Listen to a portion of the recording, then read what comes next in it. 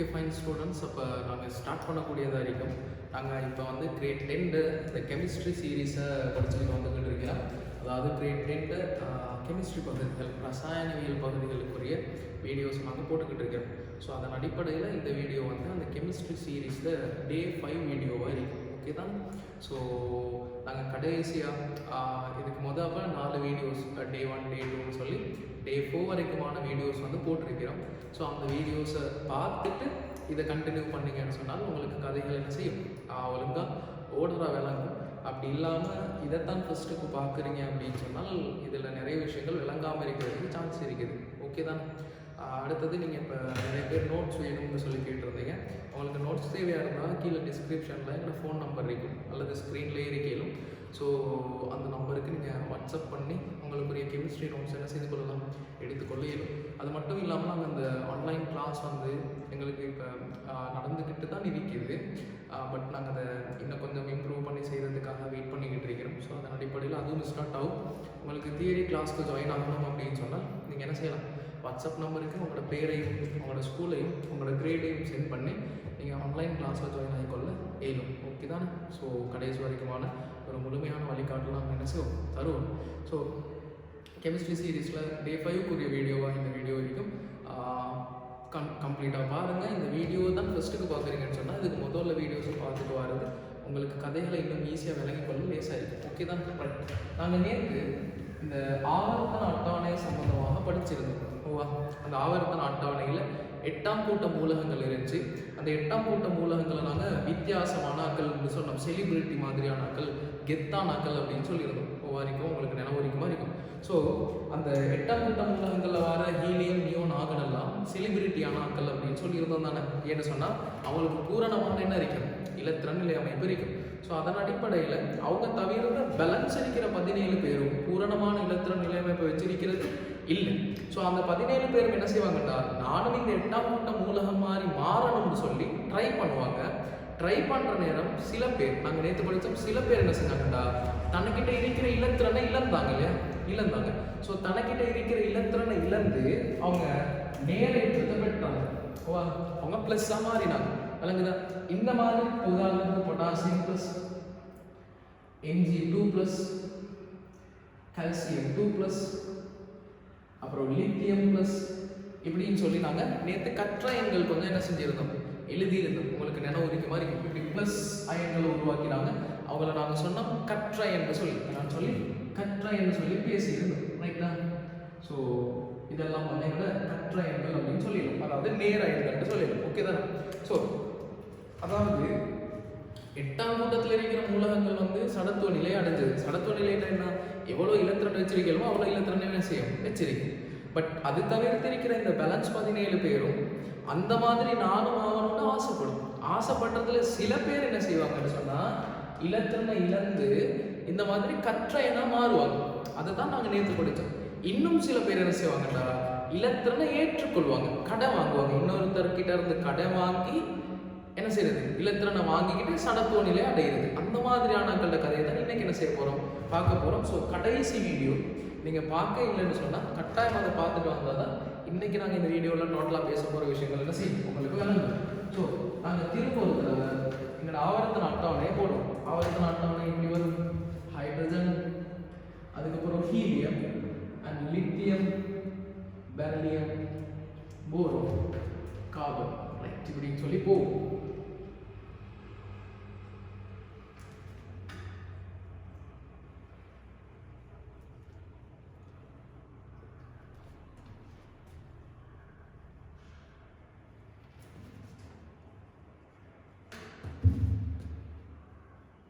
Okay fine. ரைட்டா?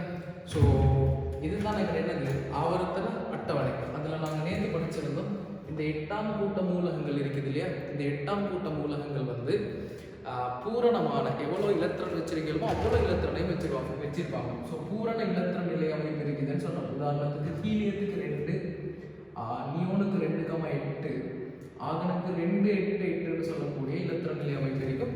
Maximum இருக்கக்கூடிய இலத்திரங்கள் எல்லாம் உங்களுக்கு என்ன செய்யுது, இருக்கிறது. இப்போ பேலன்ஸ் 17 பேரையும் பார்த்தா அந்த கதையை நாங்கள் சொல்லல. அதில் நேற்று படிச்சுட்டோம் இந்த லித்தியம், பெரிலியம், போரோன், இந்த செட் ஃபுல்லாக என்ன அயனம் உருவாக்கும்னு சொல்லி நாங்கள் பிறகு ஷார்ட் நோட்டும் தரோம் உங்களுக்கு. கற்ற அயனம் உருவாக்கும், அதாவது நேர அயன்களை என்ன செய்யும் உருவாக்கும்னு சொல்லி படித்தோம். ஓகே தான், என்ன அயன்களை உருவாக்கும், நேர அயன்களை உருவாக்கும்னு சொல்லி படித்தோம். ஸோ இப்போ யாரெல்லாம் இலத்திரனை வாங்கி மறை அயனை உருவாக்க போறாங்கன்றத பார்க்க போறோம். சரியா? ரைட். நான் ஒரு 3-4 உதாரணம் சொல்லி தந்துட்டு அப்புறம் கதையை நான் கொண்டு போறேன். ரைட். இப்போ பாருங்க, நாங்கள் எடுத்துக்கொள்வோம் பாஸ்பரஸ். சரியா? பாஸ்பரஸ் எடுத்தோம்னு சொன்னால் இவர் எத்தனையாவது ஆள் எண்ணி பாருங்க. ஆவர்த்தன அட்டவணை பாஸ்பரஸ் வந்து எத்தனாவதா? 15. அணு எண் எத்தனை? 15. அப்ப இலத்திரன்கள் எத்தனை இருக்கும்? 15 இலத்திரன் இருக்கும். சொல்லுங்க, 15 இலத்திரன் இருந்தா இலத்திரன் நிலை அமைப்பு என்ன வரும்? 2 8 5 வரும். 2 8 5 வரும். இப்ப சொல்லுங்க, இவன் சந்தோஷமா இருக்கிறானா? சந்தோஷமா இல்லை. சந்தோஷமா இல்லை. காரணம் என்ன? இறுதி ஓட்டுல 8 இலத்திரன் இருக்கணும். ஆனா இவனுக்கு இறுதி ஓட்டுல இருக்கிறது எத்தனை இலத்திரன்? 5 தான். சொல்லுங்க, 8 இருக்க வேண்டிய இடத்துல 5 இலத்திரன் தான் இருக்குது என்று சொன்னா ஆள் சந்தோஷமா இருப்பானா? சந்தோஷமா இல்லை. சந்தோஷமா இல்லை. இப்ப இந்த பாஸ்பரஸுக்கு 2 பாதை இருக்கும். கவனமா கேட்டுக்கொள்ளணும். எத்தனை பாதை இருக்கும்? 2. ஒன்று என்னன்னா, தனக்கிட்ட இருக்கிற இந்த 5 இழக்கிறது. இழந்த பாருங்க 2 8 இருக்கும். யார் மாதிரி? நியோன் மாதிரி மாறி. அப்படி இல்லைன்னு சொன்னா வெளியில இருந்து 3 பேரை கடை வாங்குறது. எது லேசுன்னு சொல்லுங்க? தனக்கிட்ட இருக்கிற 5 இழக்கிறது லேசா, அல்லது வெளியில இருந்து 3 வாங்குறது லேசா? 5 இழக்கிறத விட 3 வாங்குறது லேசு. சிம்பிளா சின்ன பிள்ளைக்கு விளங்கும். ஸோ பாஸ்பரஸ் என்ன செய்யுங்க? வெளியில இருந்து 3 இலத்திரன்களை கடன் வாங்கும். என்ன வாங்கும்? கடன் வாங்கும். இன்னொருத்தர் கிட்ட இருந்து தானே வாங்குது, கடன் வாங்கும். ரைட்டா? ஸோ இப்போ என்ன செய்யுங்க? பாஸ்பரஸ் 2 8 5 வெளியில இருந்து 3 வாங்கிச்சுன்னா 8ஆ மாறிடும். அதாவது யாரு மாதிரி? ஆகன் மாதிரி மாறிடும். விளங்குச்சா? ஆகன் மாதிரி மாறிடும். சரிதானே? ரைட். இப்போ இதுக்கு பிறகுமே வந்து பாஸ்பரஸ் வந்து பாஸ்பரஸ் இல்லை. இப்போ எப்படியா பட்டாலும் இப்போ ஆள் செலிபிரிட்டி. விளங்குதா? இப்போ கெத்த சுத்திக்கிட்டு இருப்பார். ரைட் தானே? ஸோ இதுக்கு பிறகு அவனை பாஸ்பரஸ்னு சொல்லி பழைய பேரை வச்சு கூப்பிடுறது இல்லை. இப்போ பேர் என்ன செய்யணும்? மாத்தலாம். ரைட்டா? என்ன வச்சுக்கொள்ளுங்க. அப்போ பாஸ்பரஸ் என்ன செய்யுங்களா? 3 இலத்திரனை கடன் வாங்கிச்சு இல்லையா? என்ன வச்சுக்கொள்ளும்? கடன் வாங்கினா மறை ஏற்றம் கிடைக்கும். கடன் வாங்கினா என்ன ஏற்றம் கிடைக்கும்? மறை மைனஸ். கடன் வாங்கினா மைனஸ் கிடைக்கும். விளங்குதா சொல்றது? திரும்ப நினைவுபடுத்தணும் பழைய கதைகள். இலத்திரனை இழந்தார்னு சொன்ன என்ன ஏற்றம்? நேரேற்றம். அதுக்கு போன வீடியோவில் நான் உங்களுக்கு ஒரு உதாரணத்தோட, அந்த சாப்பாடு பார்சல் உதாரணத்தோட நான் கதையை சொல்லி தந்திருக்கேன். இலத்திரனை ஏற்றாருன்னா அவருக்கு என்ன ஏற்றம் கிடைக்கும்? மறை ஏற்றம் கிடைக்கும். விளங்குதா என்ன சொல்றேன்? மறை ஏற்றம் கிடைக்கும். சரிதானே? இதை எப்படி நினைவு வச்சு கொள்றதுன்னா அதுக்கு சின்ன புள்ள கதையோட சொல்றேன், கேட்டுக்கொள்ளுங்களேன். இப்போ உங்கள்கிட்ட 5000 ரூபாய் சல்லி இருக்கு. உங்களுக்கு இது 5000 இருக்குது உங்களுக்கு. இப்போ உங்களுக்கு அவசர தேவை உண்டு, உங்களுக்கு 10,000 உண்டு தேவைப்படுது. ஆனால் இருக்கிறது 5000 ரூபா. நீங்கள் என்ன செய்றீங்கன்னா உங்களோட ஃப்ரெண்டு கிட்ட 5000 ரூபா வாங்குறீங்க. சரிதான்? ஃப்ரெண்டு கிட்ட 5000 ரூபா வெளியில இருந்து வாங்குறீங்க. உங்களோட ஃப்ரெண்டு கிட்ட இருந்து வாங்குறீங்க. இப்போ உங்களுக்கு டோட்டலாக எவ்வளோ இருக்கும்? ரைட், 10,000 ரூபா சொல்லிடுங்க. ஓவா? இப்போ நீங்கள் ஊர் ஃபுல்லாக சொல்லிக்கிட்டு தெரியாமல் இந்த 10,000 ரூபா வேண்டத்தான் 10,000 ரூபா வேண்டத்தான்னு சொல்லி முடியாது. ஏன்? அதில் 5000 ரூபா கழிச்சிட்டு பேலன்ஸ் எவ்வளோ வருதோ அதுதான் ஏண்டையா இருக்கும். ஓத்தான் என்ன 5000 ரூபா வெளியில இருந்து வாங்கி இருக்கிறேனே. அப்போ அந்த கொமர்ஸ் செய்கிறாக்களுக்கு நார்மலாக தெரிஞ்சிருக்கும். அடுத்து நார்மலாக பேசிக்கான கதை தானே இது. நாங்கள் கடை வாங்கினா அதை கணக்கவுண்டில் மார்க் பண்ணுற நேரம் மைனஸில் தானே என்ன செய்யறது? மார்க் பண்ணி வைக்கிறது. ஏன்னு சொன்னால் அதை திரும்ப என்ன செய்யணும்? நாங்கள் கொடுக்கணும். விளங்குதா? இப்போ நான் பிறகு 50,000 ரூபா சம்பாதிச்சிட்டேன். எனக்கு இப்போ 50,000 ரூபா இருக்குது. ஆனால் நான் இந்த 5000 ரூபாய் இன்னும் கொடுக்கவே இல்லை அப்படின்னா நான் சந்தோஷப்படையில எனக்கு 50,000 ரூபா இருக்குது இல்லை. நான் அதை 5000 மைனஸ் பண்ணி வைக்கணும் இல்லையா? அப்போ 45,000 ரூபா தான் என்கிட்ட இருக்கும். சரியா? அப்போ என்ன வச்சுக்கொள்ளுங்க, கடை வாங்கினா அவங்களுக்கு என்ன ஏற்றம் கிடைக்கும்? மறை ஏற்றம் கிடைக்கும். என்ன ஏற்றம் கிடைக்கும்? மறை ஏற்றம் கிடைக்கும். நினைவு வச்சுக்கொள்ளணும். அப்போ இலத்திரனை இழந்தால் நேரேற்றம், இலத்திரனை வாங்கினால் ஏற்றால், கடை வாங்கினால் என்ன ஏற்றம்? மறை ஏற்றம். ரைட். திரும்ப பழைய கதைக்கு வாங்க.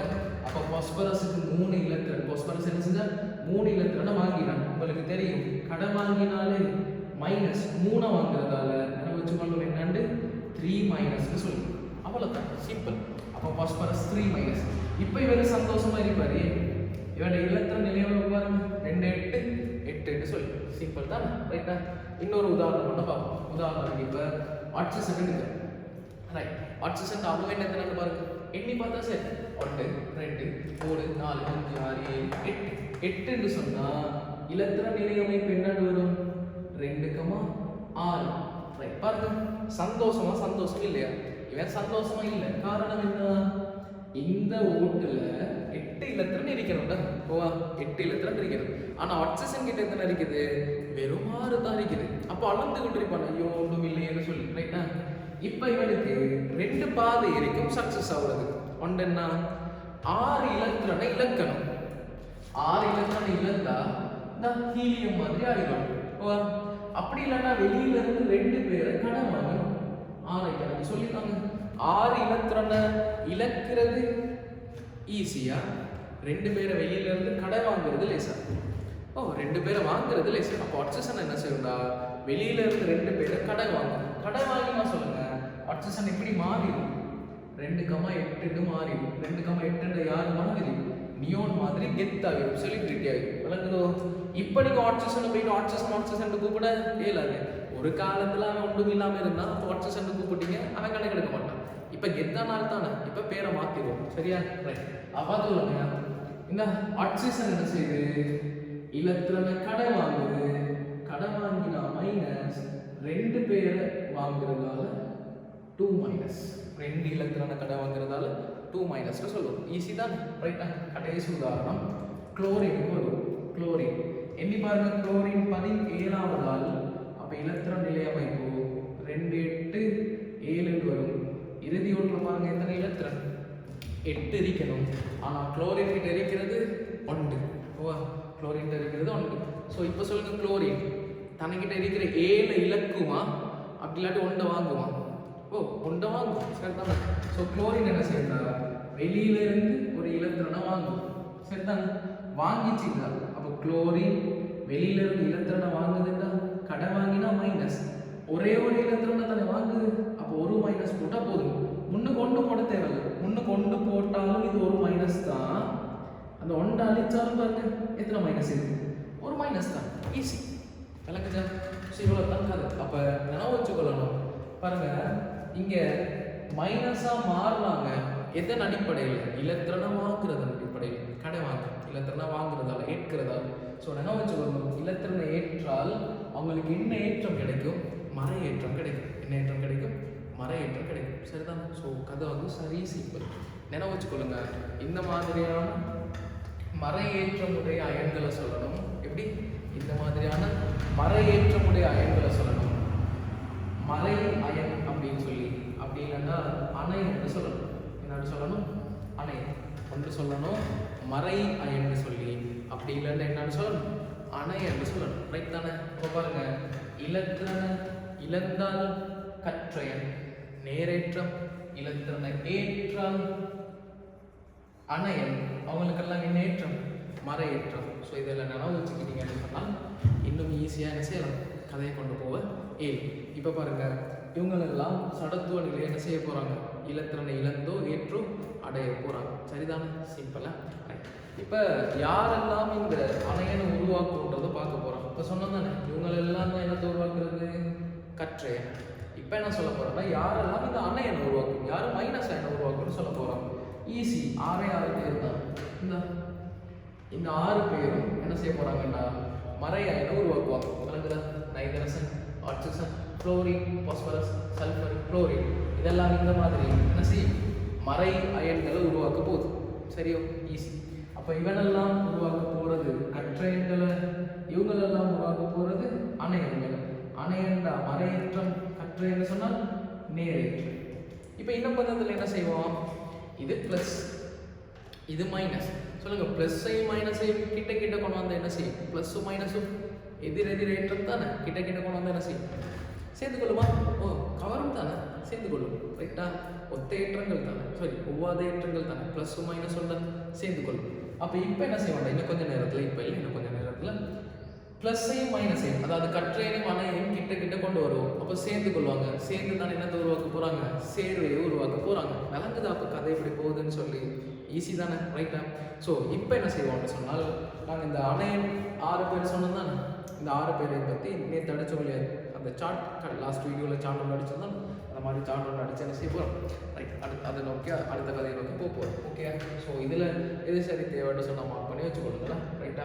வீடியோ போஸ்ட் பண்ணிவிட்டு மார்க் பண்ணி சரி.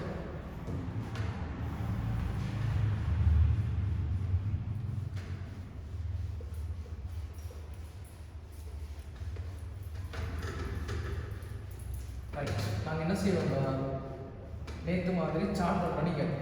சரியா? நேற்று மாதிரி என்ன செய்யணும்? சார்ட் ஒன்று பண்ணிக்கணும். என்ன சார்ட்? ஒன்றாவது அணையம், ஒன்றாவது எழுதணும் மூலம். அதுக்கு பிறகு சொல்லணும் மூலகத்தின் இலத்திரன் நிலையமை. மூலகத்தின் இலத்திரன் நிலையமை. அதுக்கு பிறகு அயன். அண்ட் லாஸ்டா அயனின் பெயர். கொஞ்சம் டிஃபரெண்டான ஒரு கதை வந்து வரப்போகுது. அயனின் பெயர். சரியா? நான் சொன்னேன் தானே உங்களோட ஆவர்த்தன அட்டவணையில் 6 பேர் தான் என்ன செய்வாங்க, மறையன்களை உருவாக்குவாங்கன்னு சொல்லி. ஸோ அந்த 6 பேருக்கு யார் தான் பார்க்க போகிறோம். ரைட். மூலம் எழுதுகிற ஒன்றா அது நைட்ரசன், பாஸ்பரஸ், அதுக்கு போகிறோம் ஆக்சிஜன், சல்ஃபர், ஃப்ளோரின், குளோரின். ரைட்டா? அப்போ எத்தனை பேர் இருக்கிறாங்க பாருங்க? 6 பேர். நீங்கள் இப்போ என்ன செய்யணும்னா வீடியோ அப்படியே நிப்பாட்டிட்டு இந்த சார்ட்டை ஃபீல் பண்ணி கொடுத்தீங்கன்னா சரி, இது உங்களுக்கு தெரியாது, மற்றதை ஃபீல் பண்ணலாம். என்ன செய்யணும்? நைட்ரசன் இலத்திரன் நிலையமைப்பு எழுதணும், பாஸ்பரஸ் இலத்திரன் நிலையமைப்பு எழுதணும். எழுதிட்டு இப்போ உதாரணத்துக்கு நைட்ரசன் எடுத்துக்கொள்ளும். என்னன்னு 2,5 என்ன செய்யணும்? இறுதியோட பார்க்கணும். பார்த்துட்டு சந்தோஷம் இல்லையான்னு சொல்லுவீங்க. 8 இருக்க வேண்டிய இடத்துல 5 தான் இருக்குது. சந்தோஷமே இல்லை. அப்போ சந்தோஷம் ஆகிறதுக்கு 2 பாதை இருக்குது. ஒன்று தனக்கிட்ட இருக்கிற 5 இலக்கணம், அப்படி இல்லைன்னா வெளியில இருந்து 3 கடை வாங்கணும். ஓவா, எது லேசு? 3 கடை வாங்குறது லேசு. அப்போ மார்க் பண்ணுவீங்க. எனக்கு 3 இலக்கணம் வாங்கணுன்றதை மார்க் பண்ணுவீங்க. மார்க் பண்ணிட்டீங்களா? இப்போ அயன்ட குறியீடு எழுத போறீங்க. நைட்ரசன் இருந்துச்சு, கடை வாங்குதுன்னா மைனஸ் போடுவீங்க. 3 பேரை கடை வாங்குதுன்னா 3 மைனஸ் போடுவீங்க. இல்லைங்க சார்? இப்படி வீடியோ நிப்பாடிட்டு எல்லாத்துக்கும் எழுதி முடிச்சிங்கன்னு சொன்னால் கதை முடிச்சு. எழுத கஷ்டமாக இருந்தால் கீழே கமெண்ட் பாக்ஸ் ஒன்றீங்க தான் அடிச்சு விடுங்க கமெண்ட்டு. அதை விட லேஸ். ரைட்டா? ஸோ சிம்பிள் வீடியோ நிப்பாட்டி எழுதுங்க. நான் கண்டினியூ பண்ணுறேன். ஓகே? ரைட். அப்போ இந்த சரிதான். ரைட். அடுத்து பாஸ்பரஸ். ஆவர்த்தன அட்டவணையில் எண்ணி பாருங்க. பாஸ்பரஸ் எத்தனாவது ஆகுது? அது ஒரு இலத்திரன் நிலையம் எழுதுவோம். பாஸ்பரஸ் 15. அப்போ நாங்கள் சொன்னோம் 2, 8, 5. இறுதி ரோட்டில் எத்தனை பாருங்க? 5 இலத்திரன். சந்தோஷமா? சந்தோஷம் இல்லையா? சந்தோஷம் இல்லை. என்ற 8 இருக்க வேண்டிய இடத்துல எத்தனை இருக்குது? 5 தான் இருக்குது. ஸோ 5 இலக்குமா? வெளியிலேருந்து 3 வாங்குவோம். வெளியிலேருந்து 3 வாங்கும், கடை வாங்கும். ஸோ பாஸ்பரஸ் கடை வாங்க போகிறான். அப்போ மைனஸ் 3 வாங்க போகிறான்னா 3 மைனஸ்னு சொல்லணும். ஸோ P3 மைனஸ்னு சொல்லணும். ஓகே? அடுத்து ஆக்சிஜன் எண்ணி பாருங்க எத்தனாவது ஆள் சொல்லி.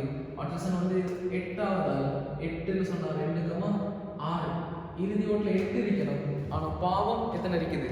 6 தான் இருக்குது. ஸோ 6 இலக்குமா? 2 வாங்குவோம். 2 வாங்கும். சொல்லுங்க. அப்போ ஆக்சிஜன் கடை வாங்க போகிறான். அப்போ மைனஸ் 2 வாங்குதுண்டா 2 மைனஸ் ஈஸி. அப்புறம் சல்ஃபர் 16வது ஆள். ஸோ 2, 8, 6. நீங்கள் எப்படி பார்த்து செய்யணும்? இது 16வது ஆள். இறுதி ஓட்டில் 6. சந்தோஷமே இல்லை. அப்போ 6 இலக்குமா? 8வது இன்னும் 2 வாங்குவோம். 2 வாங்கும். ஸோ 2 இலக்கு வாங்குவோம். சல்ஃபர் கடை வாங்க போகிறான். அப்போ மைனஸ் 2 வாங்குறதால 2 மைனஸ். அடுத்து ஃப்ளோரின் 9வது ஆள். 2,7. இவன் சரி பாவம். ஏன் 8 இருக்கணும்? எத்தனை இருக்குது? 7 இருக்குது. ஒன்றே ஒன்று இல்லை பாவம். சரிதானே? ஸோ 7 இழப்பானா 1 வாங்குவானா? 1 வாங்குவான். ஸோ ஒரு இலத்திரனா வாங்குவோம். சொல்லுங்க. ஃப்ளோரின் கடை வாங்க போகுதுன்னா மைனஸ். ஒரு இலத்திரனை வாங்குதுன்னா மைனஸ்க்கு போட்டால் போதும். இது ஒரு மைனஸ் தானே. இது சொல்லுங்க எத்தனை மைனஸ் இருக்குது? 1 தான். அப்போ 1 கொண்டு போட தேவையில்லையே. குளோரின் 17வது. அப்போ 2, 8, 7. இறுதி ஒரு 8 இருக்கணும். 7 தான் இருக்குது. ஸோ 8ஆவதுக்கு 1 வாங்கும். வாங்கிச்சின்னு சொன்னால் கடை வாங்குதுன்னா மைனஸ் 1 வாங்குறதால ஒரு மைனஸ்னு சொல்லி இப்படி வரும். அப்போ M3 plus P3 plus O2 minus அப்புறம் S2 minus F minus Cl மைனஸ்னு சொல்லி உங்களோட மொத்த சிலபஸ்லையும் இவ்வளோ தான் என்ன இருக்குது? ரைட். அணையன்கள் இருக்குது. இவ்வளோ தான் என்ன இருக்குது? அணையன்கள் இருக்குது. சிம்பிளாக சரி, சிம்பிள் கதை. ரைட். இப்போ இந்த அயனுக்கு பேர் வைக்க போகிறோம். இவங்களுக்கு என்ன செய்ய போகிறோம்? பேர். உங்களுக்கு என்ன இருக்குது தெரியா? ஸ்டார்டில் நாங்கள் பொட்டாசியம் ப்ளஸ்ன்னு படித்தோம், கல்சியம் 2+ படித்தோம், Mg2+ படித்தோம். இதுக்கெல்லாம் பேர் வச்சோமா? இல்லை. இவன்ட பேர் என்ன? இவன்ட பேர் பொட்டாசியம். ப்ளஸ்ஸாக இருந்த என்ன பேர்? Potassium plus. அவ்வளோதான். பொட்டாசியம் தான் கூப்பிடுறது. Mg Mg magnesium. இது magnesium 2+. பேர் வைக்கலாம் நாங்கள் புதுசா. ஆனா இங்க அப்படி இல்லை. இங்க அணையங்களுக்கு என்ன செய்ய வேண்டியிருக்குது? பேர் வைக்க வேண்டியிருக்குது. அணையங்களுக்கு என்ன செய்ய வேண்டியிருக்குது? பேர் வைக்க வேண்டியிருக்குது. சரியா? ஸோ நாங்கள் என்ன செய்யணும்? பேர் வைக்கணும். சரியோ? ரைட். ஃபர்ஸ்ட்ல எனக்கு சொல்லுங்க, இதுல பேர் என்ன? இது இந்த மைனஸ் மறைச்சிட்டு பாருங்க. இதுல பேர் என்ன? நைதரசன். வா, இதுல பேர் என்ன? நைதரசன். நைதரசன் இப்படி 3- ஆயிருந்துச்சுன்னா நான் சொல்லணும் நைட்ரைட்டுன்னு சொல்லி நான் சொல்லி நைட்ரைட். இப்போ சொல்லுங்க, நைதரசன் சடத்துவ நிலை அடைஞ்சிச்சுன்னா என்னவா மாறும்? நைட்ரைட்டாக மாறும். ஸோ இதுல பேரு நைட்ரைட்டு.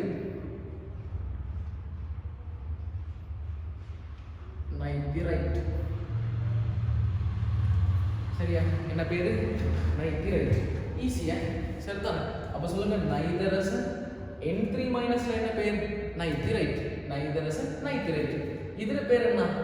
பாஸ்பரஸ். இதுல பேர் பாஸ்பரஸ். அப்ப P3- என்றா பசுப்பைட்டு. நைட்ரைட் பசுப்பைட்டு. இதுல பேர் ஆக்சிஜன். அப்ப இங்க ஆக்சைடு. இது சல்ஃபர். அப்ப இங்க சல்ஃபைட்டு. இங்க ஃப்ளோரின். அப்ப இங்க ஃப்ளோரைட்டு. இங்க குளோரின் குளோரைட். ஈஸி. அவ்வளவுதான். Nitrite phosphite oxide sulphide fluoride chloride. பாட்டு மாதிரி படிச்சு விட்டு கதை முடிச்சுட்டு போக வேண்டியதான். அவ்வளவுதான். ஈஸியா? ரைட்டா? அப்ப சொல்லுங்க, நைட்ரசன் என்ன? நைட்ரைட்டு. பாஸ்பரஸ் என்ன? பசுப்பைட்டு.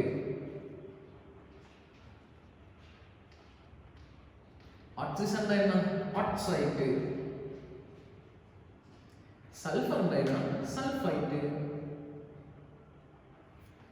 Fluorine fluoride. அட இதை விட எப்படி சொல்லித்தாரு?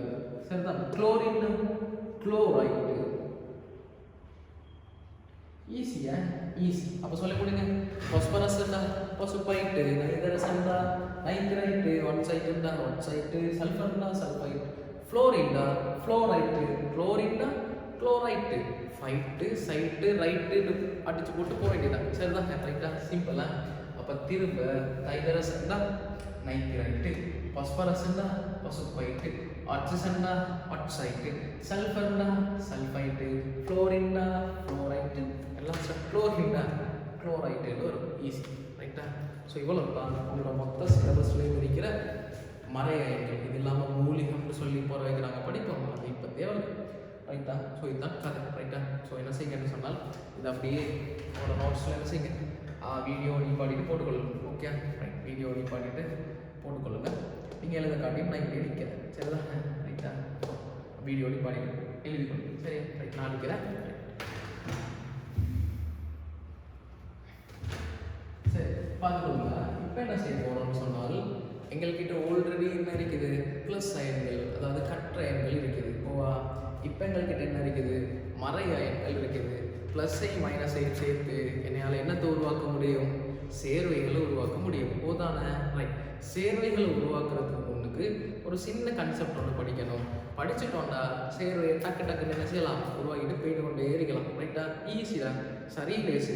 நீங்கள் நினைக்கிற மாதிரி இல்லை இந்த கெமிஸ்ட்ரி எல்லாம். சரி லேசு. 10 டேயும் 11 டேயும் தான். நாங்கள் இதை ஒரு ஒழுங்கான ஒரு தொடர்ச்சியாக அழகாக கொண்டு போவோம். இப்போ பாருங்கள், நீங்கள் இதுக்கு போட்டிருந்த வீடியோஸ் எல்லாம் அழகாக பார்த்துட்டு வர உண்மையாக சொல்ல போனால் நோட்ஸே உங்களுக்கு எழுத தேவையில்லை. ரைட், இதுதான் கதை இதுதான் கதை இதுதான் கதைன்னு சொல்லி என்ன செய்யும்? விளங்கும். அதை அப்படியே பிடிச்சி கொண்டு போயிட்டோன்னு சொன்னால் சரி. இப்போ நான் இங்கே சேர்வை எழுத வைக்கிறேன்னா, சேர்வை எழுத வச்சுட்டு அடுத்து என்ன செய்வேன்னு சொன்னால், உங்களுக்கு தாக்கங்கள் எழுதுறதுக்கு சொல்லி தருவேன். விளங்குதா? அது வந்து கிரேட் 10ல் 16வது பாடம்னு நினைக்கிறேன். சரியா? தாக்கங்கள் எழுதுவோம். தாக்கங்கள் எழுதிட்டு அதுக்கு ஒரு பேலன்ஸ் இருக்கிற கெமிஸ்ட்ரி அப்படியே கவர் பண்ணிக்கிட்டு வருவோம். அப்புறம் பிணைப்பு வரைவோம். எல்லாம் லேசி. விளங்குதானே? அது வந்து எப்படி சொல்கிறது, படிக்கிற மாதிரி படித்தா கதை சிம்பிள். ரைட்டா? ஸோ நாங்கள் இப்போ அடுத்து என்ன செய்வோம்டா, அந்த நான் இப்போ ஸ்டார்ட் சொன்ன மாதிரி தான் கற்றையையும் அணையையும் சேர்க்க போகிறோம். சரியா? 2 பேரையும் சேர்த்து நாங்கள் சேர்வைகளை உருவாக்க போகிறோம்.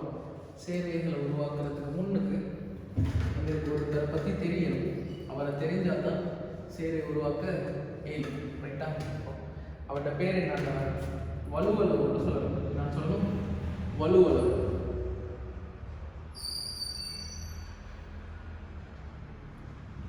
என்ன பேர் சொல்கிறது? வலுவலவுன்னு சொல்லணும். ஓகே தான்? ரைட்டா? பார்த்துக்கோங்க. சரி, வலுவளவுக்கு ஷார்ட் நோட் ஒன்றும் இருக்குது. நான் ஆவர்த்தன அட்டவணையிலேயே இப்படின்றதுக்குள்ள கதையை முடிச்சிருவேன், சரிதானே? பட் என்றால் என்னன்றதை தெளிவாக தெரிஞ்சுட்டு ஷார்ட் நோட்டுக்கு போனால் தான் நல்லா. எடுத்தோடனே ஷார்ட் நோட்டுக்கு போகிறது செட் ஆகாது. ஸோ வலுவளவு என்றால் என்னன்றதை தெளிவாக பார்க்கணும். தெளிவாக பார்த்துட்டு அதுக்கு பிறகு தான் என்ன செய்யணும், கதைகளுக்குள்ளே போகணும். ஓகே. ஸோ வலுவளவுன்ற என்னன்னா ஒரு மூலகம் வந்து சடத்துவ நிலையை அடைகிறதுக்கு. சடத்துவ நிலை என்ன? எட்டாம் கூட்டம் மாறுறதுக்கு ட்ரை பண்ணாங்க இல்லையா? எட்டாம் கூட்டம் மாதிரி நானும் இருக்கணும்னு சொல்லி சில பேர் இலத்திரனை இழந்து அந்த நிலைமைக்கு போனாங்களா? சில பேர் இலத்திரனை கடை வாங்கி அந்த நிலைமைக்கு போனாங்களா? தானே இப்படி எட்டாம் கூட்டம் மாறுறதுக்கு ஆசைப்படுறதை தான் சொல்றோம் என்னன்னு சொல்லி சடத்துவ நிலை அடைதல் அப்படின்னு சொல்லி, ரைட்டா? அப்ப நினைவு வச்சுக்கணும், இந்த வலுவளவு என்னன்னு சொன்னா சில மூலகங்கள் சடத்துவ நிலை அடைகிறதுக்கு இலத்திரன்கள் என்ன செஞ்சுன்னு சொல்லுங்க. சடத்துவ நிலை அடைகிறதுக்கு இலத்திரன்கள் என்ன செஞ்சாங்க? இழந்தாங்க. சில பேர் என்ன செஞ்சாங்க? அந்த இலத்திரனை கடை வாங்கினாங்க. ஏற்கும். இன்னும் படிக்காத ஒரு கதை இருக்குது, அது கிரேட் 10ல 10வது யூனிட்ல படிப்பாங்க. சில பேர் என்ன செய்வாங்கன்னா பங்கிடுவாங்க. பங்கிடுறது ஷேர் பண்றது. உனக்கு தாரதில்லை, இருந்தாங்கன்னு தாரதில்லை, நானும் எடுத்துக்கொள்றது அவரும் எடுத்துக்கொள்றது, ஷேர் பண்றது, பங்கிடல்னு சொல்லுவோம். விலங்குதான் படிப்போம். ஸோ சடத்துவ நிலையை அடைகிறதுக்கு, என்ன நிலையை அடைகிறதுக்கு? சடத்துவ நிலை, செலிபிரிட்டி ஆகுறதுக்கு சில பேர் இலத்திரனை இழந்தாங்க, சில பேர் இலத்திரனை ஏற்றாங்க, சில பேர் இலத்திரனை ஷேர் பங்கிடுவாங்க. விளங்குதா? ரைட்டா? ஸோ வலுவளவுண்டா என்னண்டா ஒருத்தர் சடத்துவ நிலை அடைகிறதுக்கு எத்தனை இலத்திரனை இழக்கிறாரோ அது வலுவளவு. ஒருத்தர் சடத்துவ நிலை அடைகிறதுக்கு எத்தனை இலத்திரனை ஏற்கிறாரோ அது வலுவளவு. ஒருத்தர் சடத்துவ நிலை அடைகிறதுக்கு எத்தனை இலத்திரனை பங்கிடுறாரோ அது வலுவளவு. அப்போ சொல்லுங்க, வலுவளவுண்டா என்ன? ஒருத்தர் சடத்துவ நிலை அடைகிறதுக்கு எத்தனை இலத்திரனை இழக்கிறாரோ அந்த இலக்கிற இலத்திரன் எண்ணிக்கை வலுவளவு. 2 இழந்தா வலுவளவு 2, 1 இழந்தா வலுவளவு 1. சிம்பிள். ஒருத்தர் சடத்துவ நிலை அடைகிறதுக்கு இலத்திரன் எத்தனை கடை வாங்குறாரோ, 2 கடை வாங்கினா வலுவளவு 2, 3 கடை வாங்கினா வலுவளவு 3. ஒருத்தர் சடத்துவ நிலை அடைகிறதுக்கு எத்தனைய பங்கிடுறாரோ, 4 பங்கிடுறாருன்னா வலுவளவு 4. விளங்கிச்சா?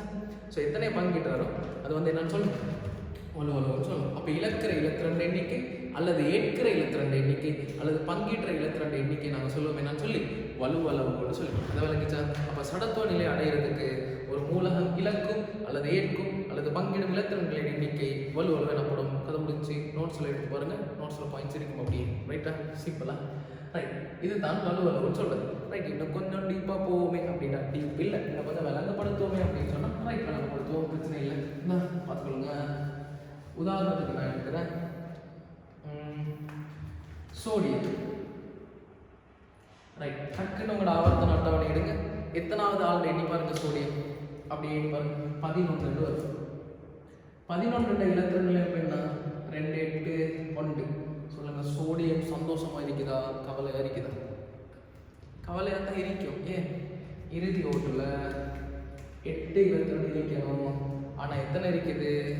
1. இப்போ சோடியம் சடத்துவ நிலை அடையிறதுக்கு ஆசைப்படும். நானும் கெத்தாகணும்னு சொல்லி ஆசைப்படும். அதுக்காக ஆசைப்பட்டு போதாது. 1 தனக்கிட்ட இருக்கிற 1 என்ன செய்யணும்? இலக்கணும். தனக்கிட்ட இருக்கிற 1 என்ன செய்யணும்? இலக்கணும். அல்லது வெளியிலிருந்து 7 பேரை கடை வாங்கணும். சொல்லுங்க, எது லேசு? தனக்கிட்ட இருக்கிற 1 இழக்கிறது லேசு. ஸோ சோடியம் தனக்கிட்ட இருக்கிற ஒரு இலத்திரனை இலக்கும். சொல்லுங்க, இலத்திரனை இழந்தால் என்ன ஏற்றம்? பிளஸ் ஏற்றம். இலத்திரனை இழந்த என்ன ஏற்றம்? பிளஸ் ஏற்றம். ஸோ சோடியம் பிளஸ் ஆக என்ன செய்யும்? மாறும். இங்க பாருங்க, இப்போ இந்த சோடியம் பிளஸ் எப்படியாப்பட்டால் 2,8ன்னு சொல்லக்கூடிய கெத்தானால் இவன் எப்படி இருப்பான்? சந்தோஷமா இருப்பான். ஏண்டா இது வந்து கெத்தானால் தான் 2,8ன்னா எல்லா இலத்திரனும் இருக்குது. இப்போ பாருங்க, இந்த மாதிரி சடத்துவ நிலை அடைகிறதுக்கு, சந்தோஷமாகிறதுக்கு, செலிபிரிட்டி ஆகிறதுக்கு எத்தனை இலத்திரனை இழந்திருக்கிறாரு? 1. அப்ப சோடியத்துல வலுவளவு எத்தனை? 1. இலக்கிற இலத்திரன் எண்ணிக்கையில வலுவளவுக்கு சமன். ஏற்கிற இலத்திரன் எண்ணிக்கை வலுவளவுக்கு சமன். உதாரணத்துக்கு குளோரின் ஆக்சிஜன் வச்சுக்கணும். 8வது ஆள். அப்ப 2,6. சந்தோஷம் இல்லையா? சந்தோஷம் இல்லை. 8 இருக்கிற மாதிரி தானே இருக்குது. அப்ப 6 இலக்குமா? 2 வாங்குமா? வெளியில இருந்து 2 கடை வாங்குவோம். கடை வாங்கினாலே மைனஸ், 2 வாங்குதுங்க 2 மைனஸ், வாட் சைக்கிள்னு பேர் இப்போ தான் படிச்சு சொல்லுங்க. இப்போ இந்த வாட் சைக்கிள் எப்படி மாறிடும்? 2,6 2 சேர்ந்தா 8 எத்தானால மாறிடும், சந்தோஷமா இருக்கும். சொல்லுங்க, சந்தோஷமா மாற எத்தனை பேர் கடை வாங்கிச்சு? 2. அப்படிங்கிற வாட் சைக்கிள் வலுவலவு எத்தனை? 2. அப்ப சடத்துவ நிலை அடைகிறதுக்கு ஒரு இலத்திரன் இழக்கிற இலத்திரன் எண்ணிக்கையும் வலுவளவு தான், ஏற்கிற இலத்திரன் எண்ணிக்கையும் வலுவளவு தான், பங்கின்ற இலத்திரன் எண்ணிக்கையும் வலுவளவு தான். விளங்குதா? சரியா? ஸோ இத்தான் கதை. அப்போ வலுவளவுன்னு என்ன விளங்கிச்சா? ரைட், விளங்கி நம்புறேன். விளங்கலன்னா கேளு. ஓகே தானே? ரைட். இப்போ வலுவளவுக்கான ஷார்ட் நோட்டை பார்ப்போம். யாருக்கு என்ன வலுவளவுன்னு நினைவு வச்சிருந்தா தான் எங்களுக்கு என்ன செய்யணும்? யாருக்கு என்ன வலுவளவுன்னு நினைவு இருந்தால் தான் எங்களுக்கு என்ன செய்யணும்? சேர்வைகள் எழுதணும். சேர்வைகள் எழுதணும். சரிதானே? ஸோ வலுவளவு யாருக்கு என்னன்னு யாருக்கு தெரியல. ஸோ அதுக்கான ஷார்ட் நோட் அடிச்சோம்னு சொன்னால் கதை என்னன்றது விளங்கும். பார்த்துக்கொள்ளுங்க. இப்போ ஆவர்த்தன அட்டவணை அடிக்க வேண்டியது. சரி, ஆவர்த்தன அட்டவணையை அடிக்கும். Hydrogen, helium, lithium, beryllium.